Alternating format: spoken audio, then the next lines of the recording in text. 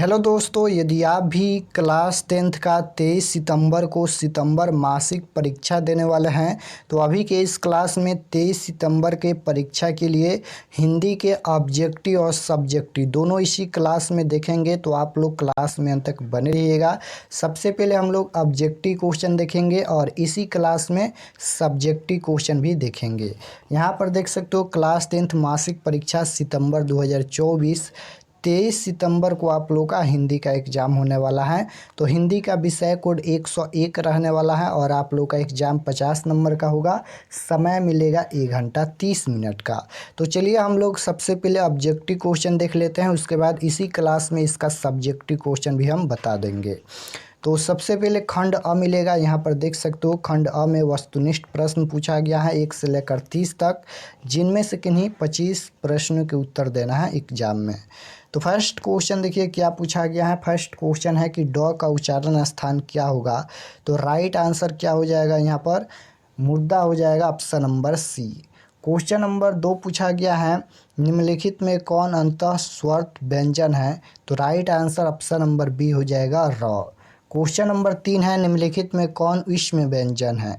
निम्नलिखित में कौन ऊष्म व्यंजन है। तो स है, राइट आंसर बी हो जाएगा। चलिए 4 नंबर क्वेश्चन देखते हैं।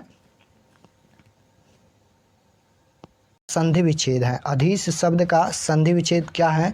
तो राइट आंसर क्वेश्चन नंबर 4 का ऑप्शन नंबर सी हो जाएगा, अधि प्लस ईस। क्वेश्चन नंबर 5 है सिंधुर्मी शब्द का संधि विच्छेद क्या होगा। तो राइट आंसर क्वेश्चन नंबर 5 का ऑप्शन नंबर डी हो जाएगा। क्वेश्चन नंबर 6 है दिगंबर शब्द का संधि विच्छेद क्या होगा। तो दिक प्लस अंबर हो जाएगा, right answer option number B होगा। क्वेश्चन नंबर 7 देखिए, 7 नंबर क्वेश्चन है सिर चढ़ाना मुहावरे का अर्थ क्या है। सिर चढ़ाना मुहावरे का अर्थ क्या है। तो राइट आंसर क्या हो जाएगा, 7 नंबर का ऑप्शन नंबर बी हो जाएगा, यहाँ पर गुस्ताख बनाना। क्वेश्चन नंबर 8 है हाथ पसारना मुहावरे का अर्थ है। हाथ पसारना मुहावरे का अर्थ क्या है। तो right answer option number D हो जाएगा, यहाँ पर याचना करना। क्वेश्चन नंबर 9 पूछा गया है। यहाँ पर देख सकते हो ये क्लास 10th का सितंबर मंथ के लिए क्वेश्चन पेपर है। क्वेश्चन नंबर 9 है आँख शब्द का पर्यायवाची कौन है। आँख शब्द का पर्यायवाची शब्द कौन है। तो राइट आंसर क्या हो जाएगा, 9 नंबर का ऑप्शन नंबर ए हो जाएगा, लोचन। क्वेश्चन नंबर 10 है अभिमान शब्द का पर्यायवाची कौन है। अभिमान शब्द का पर्यायवाची शब्द बताना है। तो राइट आंसर क्या हो जाएगा, यहाँ पर 10 नंबर का ऑप्शन नंबर सी हो जाएगा, अस्मिता। क्वेश्चन नंबर 11 पूछा गया है इंद्र शब्द का पर्यायवाची कौन है। इंद्र शब्द का पर्यायवाची शब्द बताना है। तो राइट आंसर क्या हो जाएगा, इंद्र शब्द का पर्यायवाची शब्द यहाँ पर सुरेश हो जाएगा, right answer option number B. Question number 12 है मृग छौना शब्द में कौन सा समास है। समास बताना है।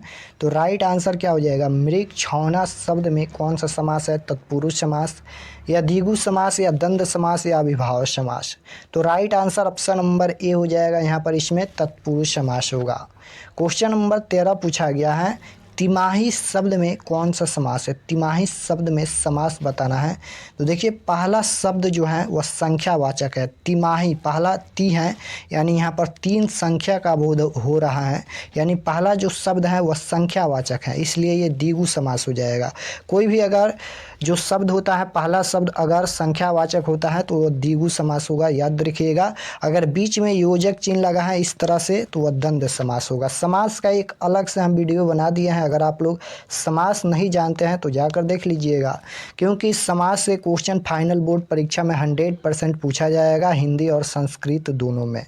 क्वेश्चन नंबर 4 पूछा गया है कर्महीन शब्द कौन सा समास है। कर्महीन शब्द कौन सा समास है। तो राइट आंसर यहाँ पर ये 14 नंबर क्वेश्चन है। 14 नंबर क्वेश्चन का राइट आंसर सी हो जाएगा, बहुब्रीहि समास। और 15 नंबर क्वेश्चन है कपड़ा शब्द का बहुवचन है।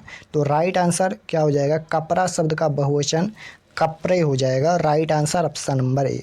उसके बाद यहाँ पर ये 16 नंबर क्वेश्चन है वृद्ध शब्द का विलोम क्या होगा। तो राइट आंसर 16 नंबर का ऑप्शन नंबर डी हो जाएगा, यहाँ पर ताकतवर। क्वेश्चन नंबर 17 पूछा गया है जल में लगने वाली आग के लिए एक शब्द है। जल में लगने वाली आग के लिए एक शब्द कौन सा है? तो राइट आंसर क्या हो जाएगा? दुर्गम, ऑप्शन नंबर डी।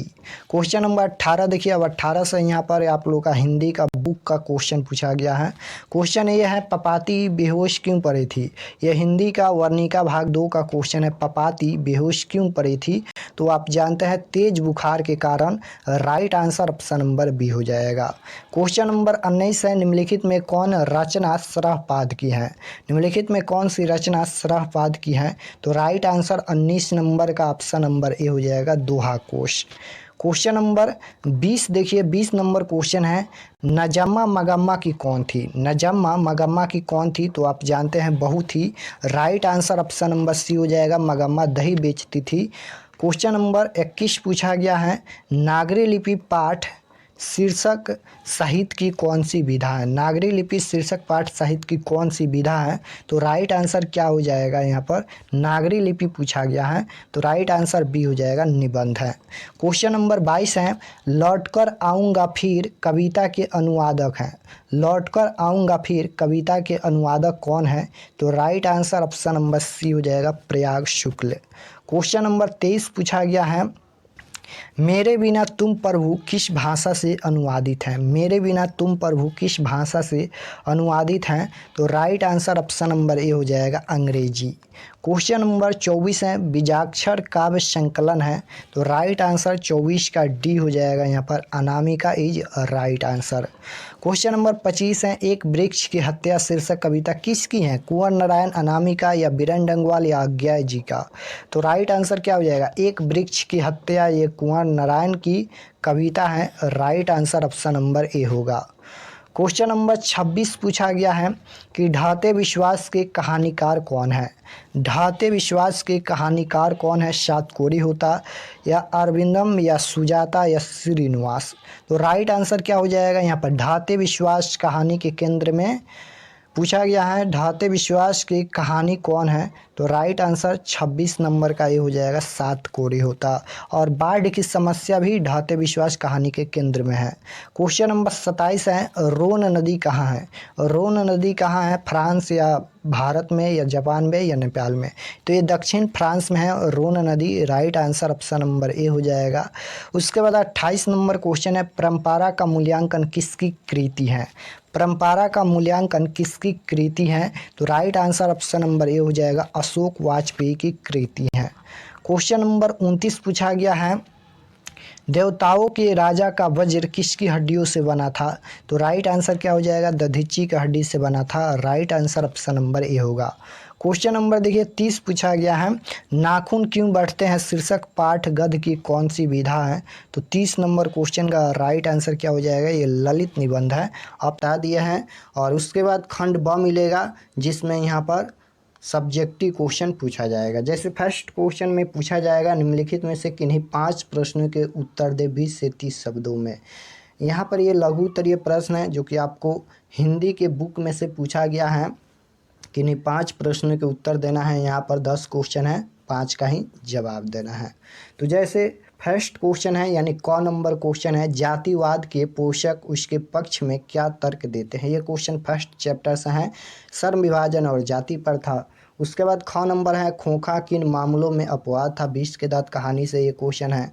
उसके बाद ग नंबर है, लेखक की दृष्टि में सच्चे भारत के दर्शन कहाँ हो सकते हैं और क्यों? उसके बाद है, बढ़ते नाखूनों द्वारा प्रकृति मनुष्य को क्या याद दिलाती है? उसके बाद है, वाणी कब विष के समान हो जाती है? उसके बाद है, संधि के परिभाषा लिखे। उसके बाद है, रगम्पा कौन था और वह मगम्मा से क्या चाहता था? उसके बाद है, माँ मंगू को अस्पताल में क्यों नहीं भर्ती कराना चाहती थी? उसके बाद है कि एक वृक्ष की हत्या शीर्षक की सार्थकता स्पष्ट कीजिए कहानी।